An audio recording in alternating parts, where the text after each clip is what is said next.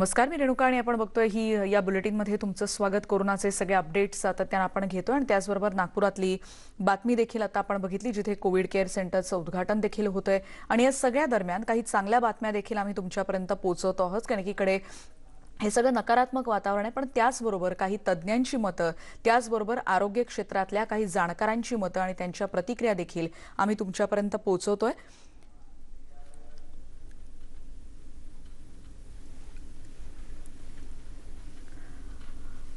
सध्याची एक चांगली बातमी आपल्याला तोपर्यंत अशासाठी महत्त्वाची आहे की गेल्या 24 तासातली जी आकडेवारी आली त्यामध्ये रुग्णसंख्येमध्ये काहीशी घट झालेली आहे. हा थोडासा दिलासा असला तरी अजून मोठा टप्पा पार करायचा आहे. पण त्याआधी आपण विविध क्षेत्रातले जे मान्यवर आहेत आरोग्य क्षेत्रातले त्यांचं नेमकं काय म्हणणं आहे, तज्ज्ञ नेमकं या सगळ्या परिस्थितीवर काय सांगतात हे देखील आपण जाणून घेणार आहोत.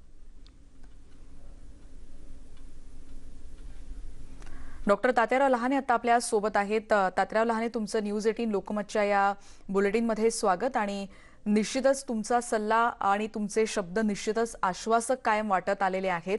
सध्याची परिस्थिती आणि त्यात आजच्या प्रश्नांना अशासाठी सुरुवात करते की काहीशी घट जरूर झालेली आहे. लॉकडाऊनचे निर्बंध देखील सध्या घालण्यात आलेले आहेत. या सगळ्याचा हे उत्तर असं म्हणता येईल? हो, आता जे आपण लॉकडाऊन केलेलं आहे, तर लॉकडाऊन केल्यानंतर सुरुवातीच्या काळामध्ये आणखी म्हणजे लोक तेवढं काही पाळत नव्हते. तर त्याच्यानंतर त्यांनी पाळायला सुरू केल्यानंतर आता हळूहळू घट आपला दिसत आहे आणि हा लॉकडाऊनचा परिणाम आहेच. पण त्याचबरोबर जे सर्वजण आपण म्हणूया आपले नागरिक, हे आपले सुजाण नागरिक स्वतःही मास्क वापरणं आणि आपल्या कुटुंबाची आपली स्वतःची जबाबदारी पाळत आहेत आणि त्यामुळे ही घट दिसत आहे. पण त्यांनी जर आणखी फार चांगली पाळली तर आणखी हळूहळू घट होताना दिसेल.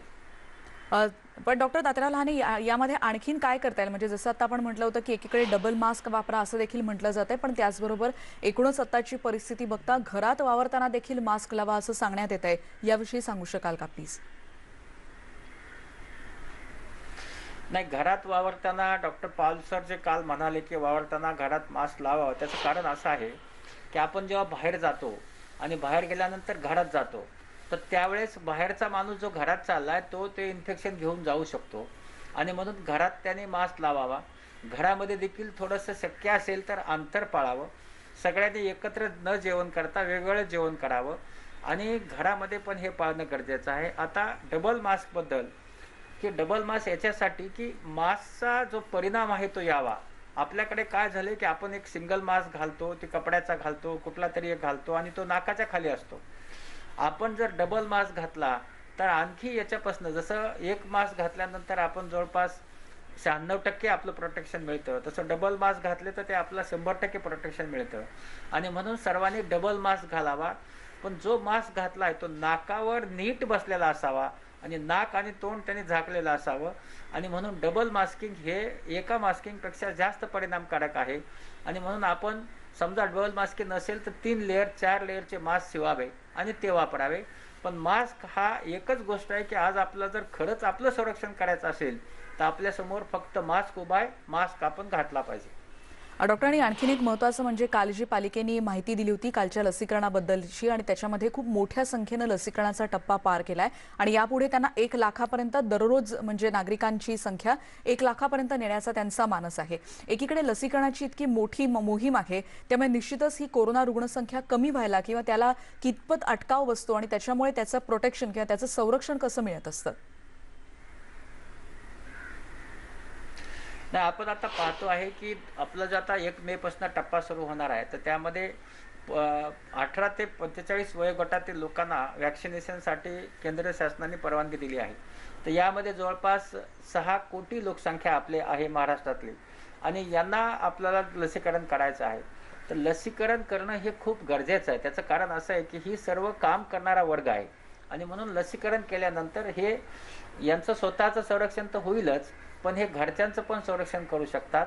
आणि लसीकरण केल्यानंतर 3 किंवा 4 इतक्याच लोकांना संसर्ग होताना दिसत आहे. त्याहीपेक्षा संसर्ग झाल्यानंतर जो आजार होतो हा अतिशय सौम्य स्वरूपाचा असतो. त्यामध्ये तीव्र स्वरूपाचा आजार होत नाही किंवा आपण असं म्हणूया की मृत्यूला सामोरं जावं लागत नाही. आणि म्हणून लसीकरण जसं 1,00,000 मुंबईत केलं तसं 5,00,000 महाराष्ट्रात रोज करण्याचा मानस आहे. आणि तो केल्यानंतर पुढच्या जसं माननीय मुख्यमंत्री महोदय म्हणाले की जुलै ऑगस्टपर्यंत लसीकरणाचा टप्पा संपूर्ण केला तर जी तिसरी वेव्ह आपण आज फार चर्चा करत आहोत तर तिच्यासाठी मात्र हे प्रिपेअर्डनेस होईल. आणि आपल्याला सगळ्यांना जरी आजार झाला तर अतिशय तो सौम्य स्वरूपाचा होईल. आणि म्हणून लसीकरण सर्वांनी घेतलं पाहिजे. पण ते घेत असताना संख्या जास्त असल्यामुळं आपण ऑनलाईन आपलं नाव असेल, आपला जो स्लॉट दिला आहे तिथं त्यावेळेस जाणं गरजेचं आहे. गर्दी न करता सर्वांनी लसीकरण करून घेतलं पाहिजे. डॉक्टर, सध्या जी परिस्थिती आहे किंवा जी बातम्या येत आहेत किंवा सातत्यानं टेन्शन असं वातावरण आहे, कारण आपल्या जीवलगांना आपताना गमावण्याची प्रचंड भीती सध्या प्रत्येक नागरिकाच्या मनात आहे. तसे विचार सातत्यानं डोक्यात येत आहेत आणि एकीकडे ही लसीकरणाची मोहीम तुम्ही म्हणताय की एक चांगला हा उपाय असणार आहे. पण या सगळ्यातून बाहेर येण्यासाठी काय करायला हवं असं आपल्याला वाटतं? कारण नकारात्मक वातावरण आहे आणि त्याच्यातून स्वतःला फिट पण ठेवायचंय आणि मानसिकदृष्ट्या देखील, शारीरिक आणि मानसिकही. नाही, आता असं झालेलं आहे की आपण एक वर्षभर झालं मास्क घालून राहत आहोत. गेल्या 100 वर्षामध्ये अशा प्रकारचा आजार आपल्याकडं मोठ्या प्रमाणात आलेला नाही आहे. आणि म्हणून आपण हे कंटाळा आला आहे सर्वांना. आणि हा जो सगळ्यांच्या मनावर एक परिणाम झाला आहे की एक तर कमावण्याचे साधनं नाही आहेत किंवा सगळे बाकीचे उद्योगधंदे बंद झालेले आहेत किंवा काम बंद झालेलं आहे. अशा वेळेस प्रत्येकाला एक नैराश्य आलेलं आहे. पण मला सर्वांना सांगायचं आहे की नैराश्य हे आपण 100 वर्षे चांगलं जगलो आहेत. त्यामुळे एखादा 2 वर्षे अशा रोगाला आपण सामोरं गेलं पाहिजे. आपण आपला चांगला विचार, आपलं मनोबल, मला असं वाटतं की अतिशय चांगलं मनोबल ठेवणं गरजेचं आहे. या आजारातून आपले जे जवळचे लोक जात आहेत त्यांच्यासाठी आपण करणं गरजेचं आहे. आणि म्हणून हे कसं करता येईल, आज आपण पाहतो आहे की म्हणजे जेव्हा ब्रॉड डेड अशा प्रकारचे रुग्ण येत आहेत, 24 तासात मृत्यू पावणारे रुग्ण येत आहेत. याचं कारण आहे की आपण अंगावर आजार काढत आहोत. तर हा आजार अंगावर काढण्यासारखा नाही आहे. याला सुरुवातीपासून उपाय केले तर यावर आपला मृत्यूच्या समोर जावं लागत नाही. आणि म्हणून लवकर जाणे, लवकर उपाय करणे, लवकर तपासणी करून घेणे, या गोष्टी आपण केल्या तर आपल्या जवळच्या लोकांना आपला गमावा लागणार नाही. आणि म्हणून आपण सगळ्यांनी असं नैराश्यातून जाऊ नका. सर्वांनी मनोबल बाळगा आणि आपण सगळेजण फायटर आहोत. आपण नक्की याला फाईट करू शकतो. हा असा व्हायरस आहे की आपण जर काळजी घेतली, मास्क घातला आणि आपल्या सर्वांचं प्रोटेक्शन केलं तर थोड्या दिवसामध्ये हा आपला व्हायरस निघून जाणार आहे. पुन्हा आपलं सुरळीत जीवन होणार आहे. आणि म्हणून तेवढे दिवसापर्यंत आपण सगळ्यांनी धैर्य देण्याची गरज आहे. निराश होऊ नका. हा आजार थोडे दिवसांनी, थोड्या महिन्यांनी आपल्यातनं बाहेर जाणार आहे. डॉक्टर, आणि तुम्ही सांगताय त्याच्यामुळे त्याचा एक आश्वासित आपण म्हणू शकतो की जेव्हा ज्येष्ठांशी आपण बोलतो तेव्हा एक आश्वासन किंवा विश्वास वाटत असतो, जसा तुमच्याशी बोलताना कायम जाणवतो. पण डॉक्टर, या सगळ्यामध्ये जसं तुम्ही म्हणालात की स्वतःला फिट ठेवणं मानसिकदृष्ट्या आणि फिजिकली अर्थात शारीरिक देखील तितकंच महत्त्वाचं आहे. या सगळ्यात जेव्हा गृहविलगीकरण करावं लागतं, म्हणजे सिम्पटम्स मायनर असतात, हॉस्पिटलला जायची गरज लागते, गरज लागत नसते, तेव्हा घरात कशी काळजी घ्यायची असते याविषयी काही सांगू शकाल का? कारण त्याच्याबद्दल देखील पुन्हा माणूस एकटा असतो किंवा त्याच्यातून देखील नैराश्य किंवा एकटेपणा असं देखील काही भावना असतात आणि त्याच्यात औषधं देखील घ्यायची असतात. अशा वेळेला कसं टॅकल करायचं? आपण आता ग्रह विलगीकरण केलं आहे की ज्यांना चिन्ह आणि लक्षणं नाही आहेत पण ज्यांना आजार झाला आहे किंवा ज्यांना संपर्क आला आहे की त्यांना आजार होण्याची शक्यता आहे, अशाने आपल्या घरामध्ये जिथे आपल्या बाथरूम अटॅच असलेल्या एका खोली असेल तर त्या घरामध्ये त्यांनी राहावं. दरवाजा बंद करून ठेवावा. आणि जे घरामध्ये लोक आहेत ते तुम्हाला सगळं स्वयंपाक वगैरे करून देणारच आहेत. फक्त तुम्ही जेव्हा त्यांच्याकडनं काही घ्याल त्यावेळेस तुमचा मास्क असला पाहिजे दरवाजा काढत असताना. आणि मास्क काढून आपण म्हणजे आत घ्यावा, ते मास्क घालून घ्यावा आत आणि पुन्हा आपण जेवण करावं. आता जेव्हा एकटं राहतो तर बऱ्याचशा आपल्या हे असतात की आपले हॉबी असतात की तुम्ही चित्र काढा किंवा त्याच्यानंतर तुम्हाला काही पिक्चर बघायचे ते पिक्चर बघा, तुमच्या मित्रांना बोलायचं मित्रांना बोला, एखादं पुस्तक लिहायचं लिहा. मी जेव्हा माझं किडनी बदललं होतं तेव्हा 3 महिने मला असंच घरात राहावं लागलं होतं. मग आता 3 महिने घरात राहायचं काय करायचं, तर मग ज्ञानेश्वरी घेतली आणि ज्ञानेश्वरी वाचायला सुरुवात केली. तर सुरुवातीला ती मला समजत नव्हती. जेव्हा 2-3दा वाचली तेव्हा ती समजायला लागली आणि मग माझे 3 महिने कसे गेले मला समजलं नाही. म्हणून आपण एखादी अशी आपली जी काही हॉबी आहे ती आपण पुढे उभी केली पाहिजे आणि त्याच्यामध्ये आपले हे 10-12 दिवसच काढायचे आहेत. हे 10-12 दिवस आपण काढू शकतो. फक्त एकच आहे की आपण घरातलं वेगळं झाल्यामुळे आपल्याला सवय नसते वेगळं राहायची आणि म्हणून त्याला असं वाटतं की अरे बापरे आता मी वेगळा आहे, बाकीच्यांचं काय होईल, किंवा मला घरातले सांगत नसतील, असा विचार करू नका. आपलं मनोबल चांगलं ठेवा आणि 10-12 दिवस जायला काहीच लागत नाही. म्हणून आपली एखादी चांगली हॉबी जपा आणि आपण वेगळं राहत असताना आपले औषधं वेळेवर घेणे, जेवण 3 वेळा वेळेवर करणे, पाणी जास्त घ्यायचं असतं, पाणी जास्त घेणे आणि सकाळ आणि संध्याकाळ 6 मिनिट वॉक टेस्ट म्हणजे ऑक्सिजन बघा, त्याच्यानंतर घरातच रूममध्ये 6 मिनिटं चाला, त्याच्यानंतर ऑक्सिजन बघा आणि ऑक्सिजनची पातळी 95च्या कमी येत नसेल तर काही करायची गरज नाही. तसंच ताप येत नाही आहे, दम लागत नाही आहे, या गोष्टीकडे लक्ष द्या. समजा ताप येत असेल आणि तो 2-3 दिवस कमीच होत नसेल तर मात्र डॉक्टरांना भेटा. दम लागत असेल तर डॉक्टरांना भेटा आणि हे करणं गरजेचं आहे. आणि म्हणून विलगीकरण करत असताना आपण स्वतः आपले स्वतःचे चिन्ह लक्षणं पहा आणि घरातल्या लोकांना होऊ नये याची आपण काळजी घ्या. डॉक्टर, घरी असताना म्हणजे हा जो मोकळा वेळ आहे ज्याच्यामध्ये म्हणजे तुम्ही म्हणताय की ही त्रिसूत्री तर असणं गरजेचंच आहे की ऑक्सिजन पातळी, जसे तुम्ही आणखीन मुद्दे सांगितलेत, या दरम्यान श्वसनाकडे लक्ष देण्यासाठी किंवा श्वसन क्षमता वाढवण्यासाठी आपण काही सोपं करू शकतो का आणि ते त्या काळात शक्य असतं का? नाही, कसं आहे की जेव्हा आजार झाला आहे अशा वेळेस पुन्हा आपण जास्त थकवण्यासारखं काही करू नये. पण त्या काळामध्ये तुम्ही आपण म्हणूया की योगा करू शकता किंवा प्राणायाम करू शकता. तर हे योगा आणि प्राणायाम तुम्हाला नक्कीच मदत करतात. तर या गोष्टी आपण नक्की कराव्या की ज्यामुळे तुमची श्वसनशक्ती चांगली राहील आणि तुमचे श्वास पण कोणला जाणार नाही. पण ह्या करत असताना हलक्या स्वरूपाच्या करा, ह्याच्यासाठी तुमचं जास्त मोठं एक्झर्शन करू नका. डॉक्टर, या सगळ्यामध्ये जेव्हा माणूस घरी असतो किंवा कदाचित एका फॅमिलीमध्ये 2 ते 3 जण पॉझिटिव्ह असेल, त्यांना जमच एकमेकांची काळजी घ्यायची असेल आणि तिथे करणारं कोणी नसेल, तर अशा वेळेला काय आहार असावा, काही त्याच्यामध्ये कोणते घटक असायला पाहिजे ज्याच्यामुळे कदाचित आपली रिकव्हरी चांगली होण्यासाठी त्याची मदत होऊ शकते, अशा काही टिप्स तुम्ही देऊ इच्छिता? नाही, आता कसं आहे की तर घरामधले सगळेच पॉझिटिव्ह असतील तर ह्यांना स्वतःला विलगीकरण करायची गरज नाही.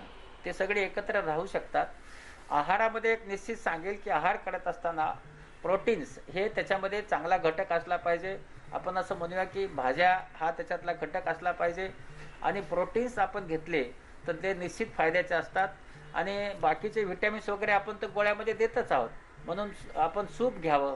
गरम कसं असतं की आपण आता म्हणतो की गरम घेतल्याचा फायदा नक्की होतो, म्हणून गरम सूप डॉक्टर, घ्या. तुमच्याकडे पुन्हा एकदा येतोय, नागपूरमध्ये एका कार्यक्रमात जाऊन पुन्हा एकदा तुमच्याकडे येतोय आणि तुमचं मार्गदर्शन निश्चितच जाणून घेणार आहोत.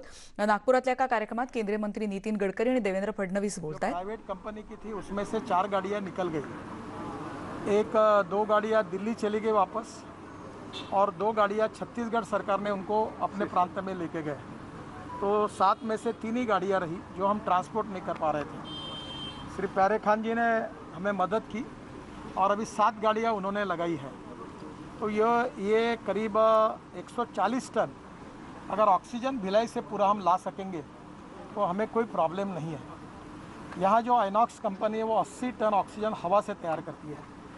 हमारी रोज़ की रिक्वायरमेंट पूरे नागपुर और विदर्भ की ध्यान में लेते हुए 200 टन ऑक्सीजन की हमें ज़रूरत है। हम भिलाई से ऑक्सीजन जो लाते थे उसके ट्रांसपोर्ट करने में देरी हो रही थी। उसमें ध्यान में आया कि कल रात को मैंने जिलाधिकारी के साथ और इसमें काम करने सभी लोगों की इस मीटिंग की और अब ये ट्रांसपोर्ट का पूरा जो मॉनिटरिंग है वो प्यारे खान जी के कंपनी को दिया है। यहाँ आने के बाद गाड़ी को 3-3, 4-4 घंटे समय नहीं लगना चाहिए, तुरंत उसने ऑक्सीजन निकाल कर वापस भिलाई जाना चाहिए क्योंकि संख्या कम है। हमने 2 टैंकर बेल्लारी से लाए हैं, सज्जन जिंदल जो JSW थे उनसे रिक्वेस्ट करके, और बाकी विशाखापट्टनम से लाए हैं और भी हम कोशिश कर रहे हैं। और टैंकर मिलेंगे पर हमारे पास प्रॉब्लम ये है कि उसकी मूवमेंट जल्दी होनी चाहिए। तो इसके बारे में यहाँ 20,000 सिलेंडर अभी हमारे पास नागपुर में है, उसमें 10,000 सिलेंडर खाली रहते हैं और 10 सिलेंडर हम प्राइवेट हॉस्पिटल को देते हैं। ये जो प्लांट है इसमें भी विश्वेश्वरैया कॉलेज ऑफ इंजीनियरिंग के प्रिंसिपल को कल रात को मैंने फ़ोन करके, इस प्लांट में कभी पावर का प्रॉब्लम आता है, कभी मैकेनिकल का प्रॉब्लम आता है, तो इस प्लान के बारे में भी कहाँ उनको क्या सपोर्ट देना चाहिए इसके अध्ययन करने के लिए आज उनकी टीम को भेजना, सब जगह भेजने की बात की है। प्यारे खान जी अब इसका ऑपरेशन जो है वो पूरा कलेक्टर ऑफिस में करेंगे और मेरे विश्वास है कि अगर हमको मिला हुआ ऑक्सीजन अगर ला पाएंगे तो ऑक्सीजन की कमी नहीं रहेगी। इसके अलावा ऑक्सीजन कॉन्सेंट्रेटर जो है वो, NCB, वेंटिलेटर्स हमने बड़े प्रमाण पर विदर्भ के सभी तालुका तक, एटापल्ली, सिरोंचा, अहेरी तक पहुंचा रहे हैं। वो भी डिलीवरी आने में अड़चन होती है। आज ही अमेरिका से डॉक्टर शाह करके है, उन्होंने 1100 ऑक्सीजन कॉन्सेंट्रेट देने की बात की है। वो एयर इंडिया के विमान से फ्री ऑफ चार्ज नागपुर तक आए, ऐसी कोशिश हम कर रहे हैं। संकट गहरा है, पर अब आने वाले कल से ऑक्सीजन का संकट नहीं रहेगा और ऑक्सीजन पर्याप्त मात्रा में मिलेगा। एक पेशेंट कोई 20 लीटर ऑक्सीजन लेता है तो कोई 5 लीटर लेता है, तो उसके परिस्थिति पर यह डिपेंड होता है। तो रेशनिंग का कोटा जैसा डिस्ट्रीब्यूशन होता है वैसे ऑक्सीजन का नहीं हो सकता। और दूसरा ऐसा है कि हमारे पास पर्याप्त मात्रा में सुविधा नहीं है। सुविधा नहीं है तो लोगों को एडमिट ही मत करो, इस प्रकार की भूमिका लेना उचित नहीं है। हाँ, एक बात जरूर है कि जनता ने यह समझना चाहिए कि हम प्रतिकूल परिस्थिति में काम कर रहे हैं। हम ऑक्सीजन की कमी है, दवाई की कुछ जगह कमी है, डॉक्टरों की कमी है, स्टाफ की कमी है, तो थोड़ी सी अड़चनें आ सकती है। पर लोगों की जान बचाने के लिए हम लगातार एक्सपेंशन कर रहे हैं बेड्स का। हमारे पास पूरी व्यवस्था कभी है, कभी थोड़ी कम है, फिर भी कर रहे हैं, क्योंकि लोगों का प्राण न जाए। लोग कहीं ऐसा ना हो कि वो बेचारे इसमें कोई मदद के बिना उनका मृत्यु हो। तो ये थोड़ा सा लोग भी इसको सहयोग करें। और सबसे अच्छी बात यानी जो दवाई थी, कौन सी, रेमडेसिविर, तो उसके बारे में मुझे खुशी है कि उसका कल से प्रोडक्शन शुरू हो रहा है और 30,000 रेमडेसिविर हमको रोज के मिलेंगे।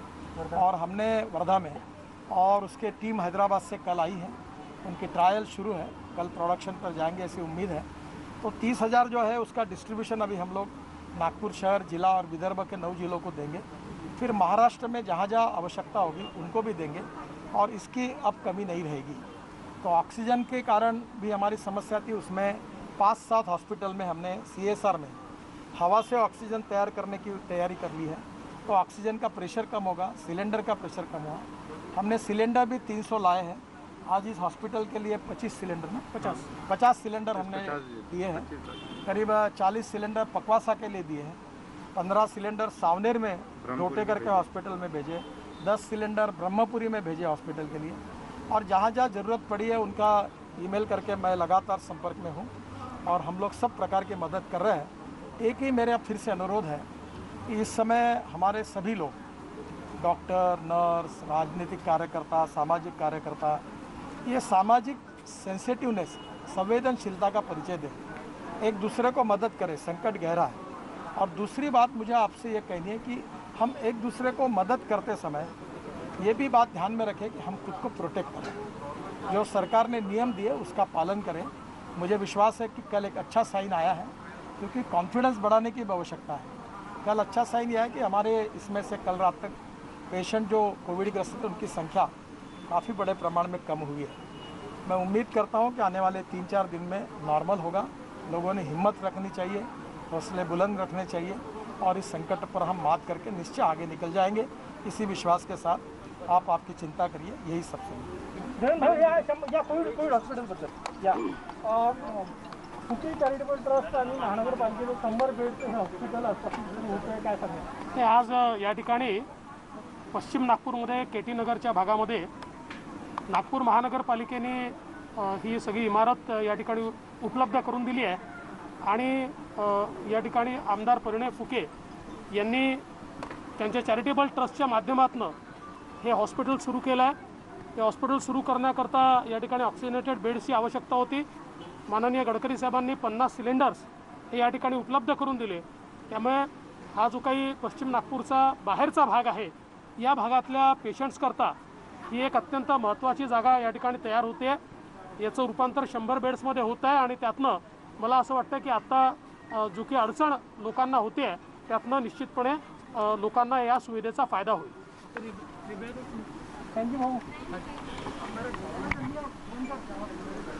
नागपूरमधली परिस्थिती अत्यंत विदारक होत चाललेली आहे आणि त्यामुळे ऑक्सिजनचा पुरवठ्यासंदर्भातली महत्त्वाची बातमी आत्ता, महत्त्वाची माहिती आत्ता आपल्याला दिलेली आहे नितीन गडकरी यांनी या कार्यक्रमात।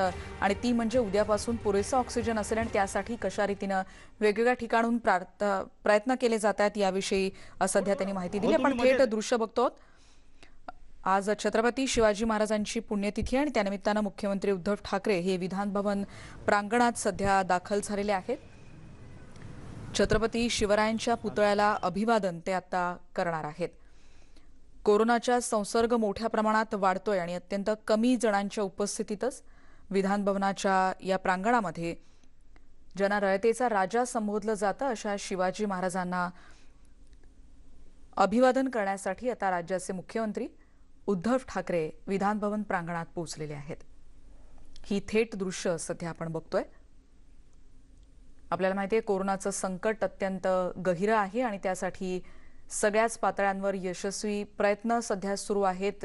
लवकरात लवकर ही लाट कशी ओसरेल यासाठी प्रयत्न केले जात आहेत.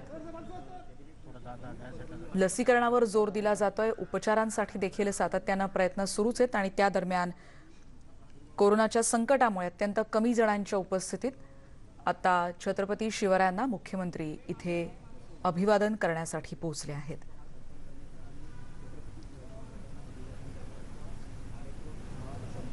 विधान भवनाचा हा नेहमी एरवी अत्यंत गजबजलेला परिसर, पण आज कोरोना संकटामुळे केवळ मुख्यमंत्री इथे पोहोचलेत. राज्य सरकारचा प्रतिनिधी म्हणून आणि जनतेचे प्रमुख म्हणून त्यांनी आता अभिवादन केलंय छत्रपती शिवाजी महाराजांना. आपण बघतोय अजित पवार देखील या दृश्यांमध्ये आपण बघतो आहोत. थेट जातोय उदय जाधव आमचे प्रतिनिधी आता आपल्या सोबत आहेत. उदय, आत्ताच्या कार्यक्रमाविषयी. रेणुका, आपण एक थेट दृश्य पाहत आहोत. महाराष्ट्राचे मुख्यमंत्री उद्धव ठाकरे हे विधान भवनाच्या प्रांगणात सिंहासनात दिसतात. छत्रपती शिवाजी महाराजांच्या पुतळ्यास अभिवादन करण्यात आलेले आहेत. आज छत्रपती शिवाजी महाराजांची पुण्यतिथी आहे. उपमुख्यमंत्री अजित पवार, राज्याचे मुख्य सचिव, त्याचबरोबर संसदीय कार्यमंत्री अनिल परब हे देखील उपस्थित आहेत. रयतेच्या राजाला मानाचा मुजरा करण्यासाठी आणि सर्वजण अभिवादन करण्यासाठी राज्य सरकारकडनं येथे अतिशय कमी मान्यवरांच्या उपस्थितीमध्ये हा एक कार्यक्रम आयोजित केलेला आहे. कोविड संसर्ग सुरू आहे आणि या कोविड संसर्ग काळामध्ये कमीत कमी मान्यवरांच्या उपस्थितीमध्ये हा इथे कार्यक्रम सुरू आहे. आपण एक थेट लाईव्ह दृश्य पाहत आहोत. कुठलीही गर्दी न करता हा कार्यक्रम करण्याचं नियोजन केलेलं आहे. राज्यभरामध्ये कोविड संसर्गाची मोठी साथ सुरू आहे. नागरिकांच्या आरोग्याच्या सुरक्षेच्या कारणासह अतिशय कमी मान्यवरांच्या उपस्थितीमध्ये हा कार्यक्रम इथे छोटेखानी आयोजित केलेला आहे. आमचे प्रतिनिधी उदय जाधव सध्या आपल्याला या सगळ्या माहिती देत आहेत. बघूयात मुख्यमंत्री तिथे पोहोचलेत आणि त्याचबरोबर उपमुख्यमंत्री अजित पवार देखील आपण या दृश्यांमध्ये बघू शकतो. मुख्यमंत्र्यांनी आता शिवाजी महाराजांना आदरांजली अर्पण केलेली आहे.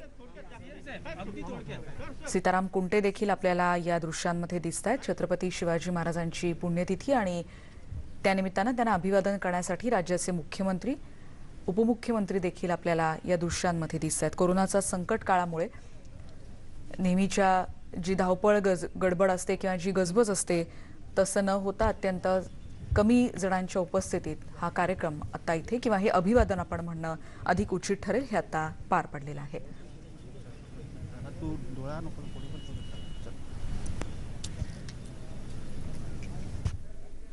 या सगळ्या बातम्यांचा आढावा घेतल्यानंतर या बुलेटिनमध्ये आता आपण इथेच थांबतो आहोत. पण जाताना महत्त्वाची आठवण, मास्क वापरा, सुरक्षित रहा. पहा फक्त न्यूज 18 लोकमत.